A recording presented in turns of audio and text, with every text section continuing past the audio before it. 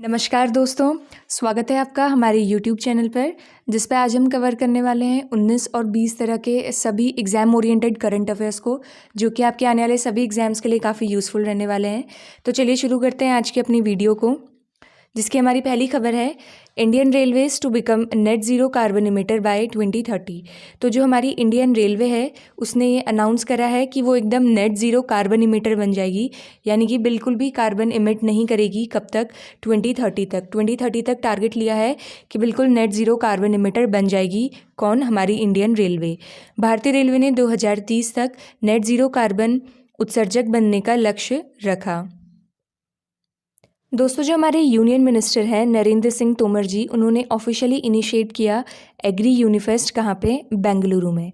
केंद्रीय मंत्री नरेंद्र सिंह तोमर ने आधिकारिक तौर पर बेंगलुरु में एग्री यूनिफेस्ट की शुरुआत की। अगर हम बात करें एग्री यूनिफेस्ट, तो एग्री यूनिफेस्ट क्या होता है? अलग अलग कंट्री से और अलग अलग जगहों से जो एग्रीकल्चरल वाले बच्चे हैं या फिर उनमें जो PhDs रिसर्च वगैरह कर रहे हैं, वो लोग एक जगह पे आते हैं और वहाँ पे कॉन्फ्रेंसेस, सेमिनार होते हैं, डिस्कशंस होता है कि कैसे कैसे जो एग्रीकल्चरल एक्टिविटीज़ हैं उनको इम्प्रूव करा जाए, कैसे एक जगह का जो एग्रीकल्चर है उसको इम्प्रूव करा जाए। तो यही सब चीज़ों पर डिस्कशन होता है एग्री यूनिफेस्ट पे। और ये कहाँ पे कंडक्ट कराया गया है? ये कंडक्ट कराया गया बेंगलुरु में। दोस्तों, जो PM हमारे मोदी जी हैं, उन्होंने अनाउंस करा कि वो 7 स्टेट्स में जो टेक्सटाइल पार्क्स हैं उनको इंट्रोड्यूस करेंगे अंडर PM मित्र मेगा, एक उनकी जो स्कीम है उसी के अंदर 7 टेक्सटाइल पार्क्स बनाए जाएंगे। PM मोदी ने अनाउंस करा।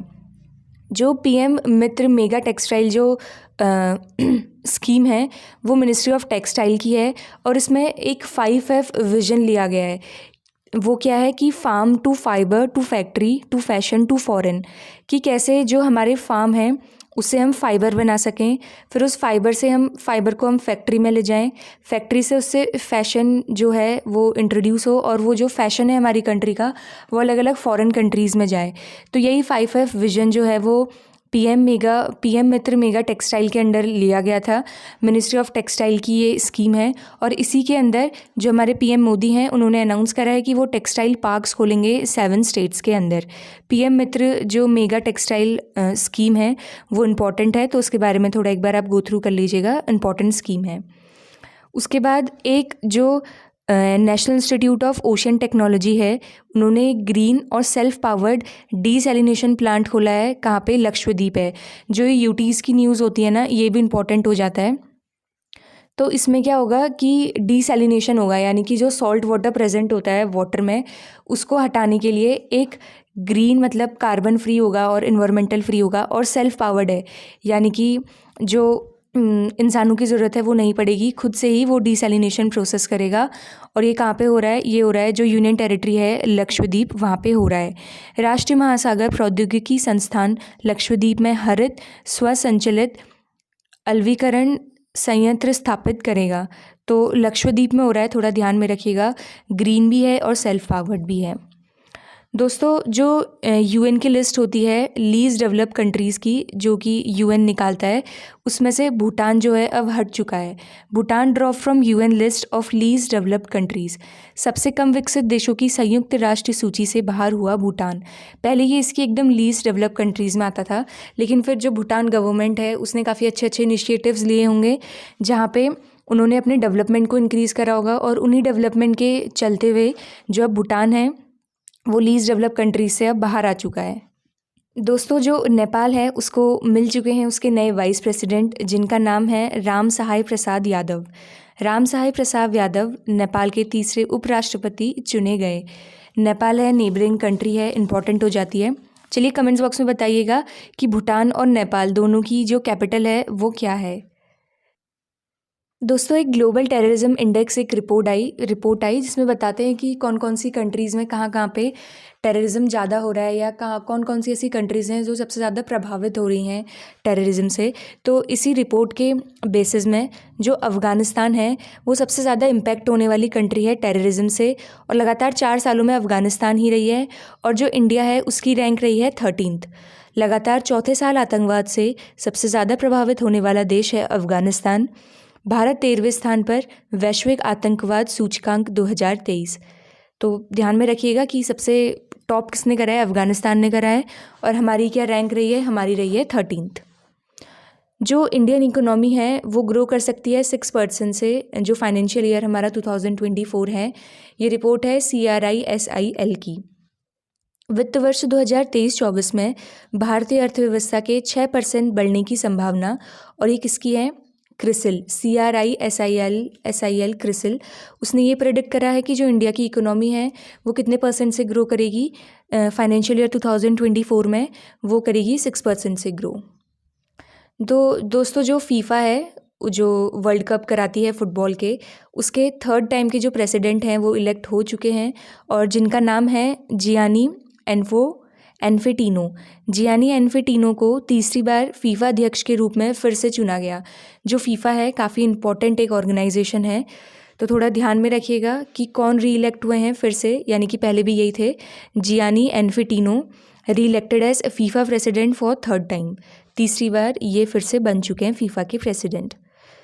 दोस्तों जो BPCL है, भारत पेट्रोलियम कॉरपोरेशन लिमिटेड, उसके चेयरमैन और मैनेजिंग डायरेक्टर कौन बन चुके हैं? जी कृष्णा कुमार। जी कृष्णा कुमार ने BPCL के अध्यक्ष और प्रबंध निदेशक के रूप में कार्यभार संभाला। किसके बन चुके हैं? BPCL के, और बने कौन हैं? जी कृष्णा कुमार। दोस्तों एक रिपोर्ट आई स्काई ट्रैक्स की, जिसके अकॉर्डिंग जो हमारा इंदिरा गांधी इंटरनेशनल एयरपोर्ट है दिल्ली का, वो बेस्ट एयरपोर्ट रहा है साउथ एशिया में। कंट्री में तो नहीं, पर जो साउथ एशिया वाला पार्ट है उसमें सबसे बेस्ट एयरपोर्ट कौन सा रहा? इंदिरा गांधी इंटरनेशनल एयरपोर्ट, जो कि दिल्ली में है। और ये रिपोर्ट किसकी है? स्काई ट्रैक्स की। दिल्ली के इंदिरा गांधी अंतर्राष्ट्रीय हवाई अड्डे को दक्षिण एशिया में सर्वश्रेष्ठ हवाई अड्डा घोषित किया गया। स्काई ट्रैक्स की ये रिपोर्ट रही। दोस्तों एक काफ़ी अलग सा काम हो रहा है हमारे इंडिया में। इंडिया की पहली जो बिहेवियरल लैब है उसको सेटअप करा जा रहा है राजस्थान जयपुर में। भारत की पहली व्यवहार प्रयोगशाला जयपुर में स्थापित की जाएगी। ये जो व्यवहार प्रयोगशाला है या फिर जो ये बिहेवियरल लैब है, इसमें क्या होगा? जो ह्यूमन बिहेवियर है उसको एक कंट्रोल्ड एनवायरनमेंट के अंदर पढ़ा जाएगा। बेसिकली जो ह्यूमन की साइकोलॉजी रहती है, उसका बिहेवियर क्यों चेंज हो रहा है, या कौन कौन से ऐसे फैक्टर्स हैं जो इन सबको इन्फ्लुएंस कर रहे हैं, उसके बिहेवियर को, उसकी थिंकिंग को। तो इन्हीं सब चीज़ों के बारे में इन लैब में स्टडी की जाएगी और पढ़ा जाएगा। और जो ये लैब है ये कहाँ पे खुल रही है? ये खुल रही है राजस्थान के जयपुर में। दोस्तों 18 मार्च को बनाया गया ऑर्डिनेंस फैक्ट्री डे। कब बनाया गया? 18 मार्च को। आयुध निर्माणी दिवस 2023 18 मार्च को बनाया गया। दोस्तों जो जनरल बिपिन रावत थे, उन्हीं की बेटी जो थी रचना बिश्वत रावत, उन्होंने एक नई बुक लिखी है, ऑथर है उनकी हैं, उनका नाम क्या है? Bipin, the man behind the uniform. काफ़ी प्रोमिनेंट पर्सनैलिटी थी, तो चांसेस हैं कि यहाँ से क्वेश्चन पूछ लिया जाए।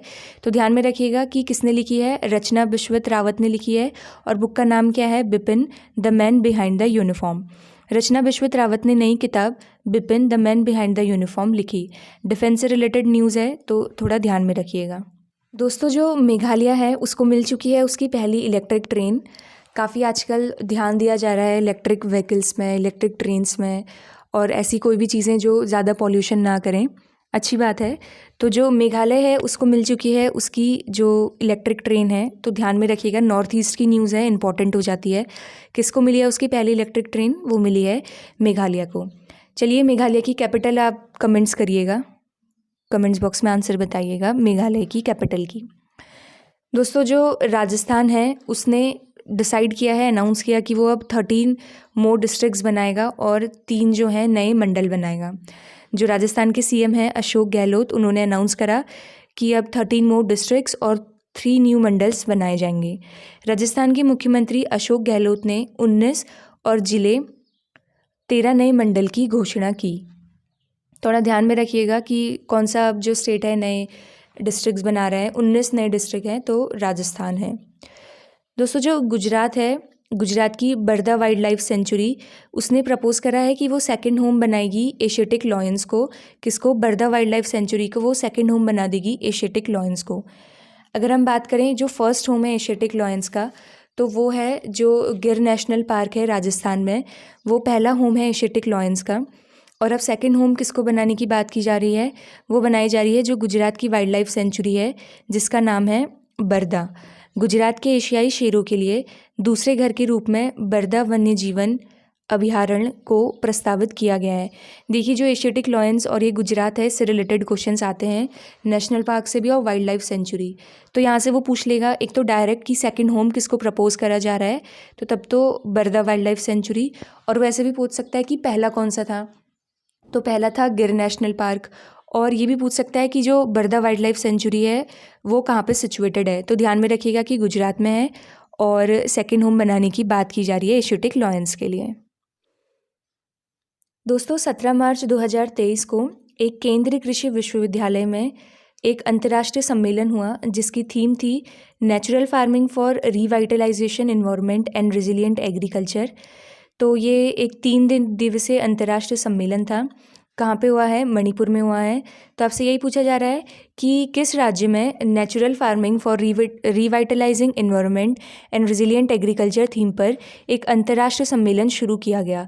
तो इसमें क्या है कि वही है कि हम एग्रीकल्चर को कैसे रेजिलिएंट बनाएं, कैसे स्ट्रॉन्ग बनाएं, जो डिफरेंट क्लाइमेटिक प्रॉब्लम्स आ रही हैं कैसे एग्रीकल्चर को स्ट्रॉन्ग बनाएं, उसकी एफिशिएंसी जो इम्प्रूवमेंट है वो कैसे कैसे हम कर सकते हैं। तो इसी पे ही एक इंटरनेशनल सम्मेलन हुआ था, अंतर्राष्ट्रीय सम्मेलन। और ये कहाँ पे हुआ? ये हुआ नॉर्थ ईस्ट के स्टेट मणिपुर में। दोस्तों एक हरिद्वार में जो पशु चिकित्सा और आयुर्वेदिक इसी के विषय पे एक अंतर्राष्ट्रीय आयुर्वेदिक कॉन्क्लेव हुआ 17 मार्च को ही, और उसका उद्घाटन किया गया हरिद्वार में। 17 मार्च 2023 को हरिद्वार में आयुर्वेदिक विश्वविद्यालय के ऋषिकुल परिसर में पशु चिकित्सा और आयुर्वेदिक विषय पर अंतर्राष्ट्रीय आयुर्वेदिक सम्मेलन का उद्घाटन किया गया। आयुर्वेदिक से रिलेटेड है, थोड़ा ध्यान में रखिएगा कि जो ये पशु चिकित्सा और आयुर्वेदिक है इसी विषय पे जो अंतर्राष्ट्रीय आयुर्वेदिक कॉन्क्लेव है उसका उद्घाटन कहाँ पर किया गया था? ये किया गया था उत्तराखंड के हरिद्वार में। तो हमारी अगली खबर है, कौन 17 मार्च 2023 को श्रीलंका के तलाई मन्नार से तमिलनाडु के धनुषकोडी तक पाक जलडमरू मध्य को अंडर 21 समूह में सबसे तेज़ी से तैरकर पार करने वाले पहले भारतीय बने। देखिए पहली कोई चीज़ हो रही है, पहले इंडियन बने हैं, तो उनका नाम है संपन्ना रमेश शेलार। ये पहले इंडियन बन चुके हैं जिन्होंने जो श्रीलंका के तलाई मन्नार से तमिलनाडु के धनुषकोडी तक पाक जो जल डमरू मध्य है उसको पार किया है। अंडर 21 की कैटेगरी में है। नाम ध्यान रखिएगा, क्या नाम है? संपन्ना रमेश शेलार।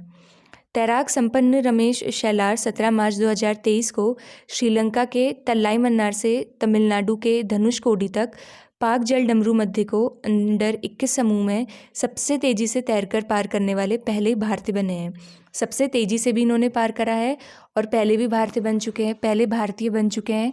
तो ध्यान में रखिएगा, नाम क्या है उनका? संपन्ना रमेश शेलार। तो चलिए दोस्तों ख़त्म करते हैं आज की अपनी वीडियो को।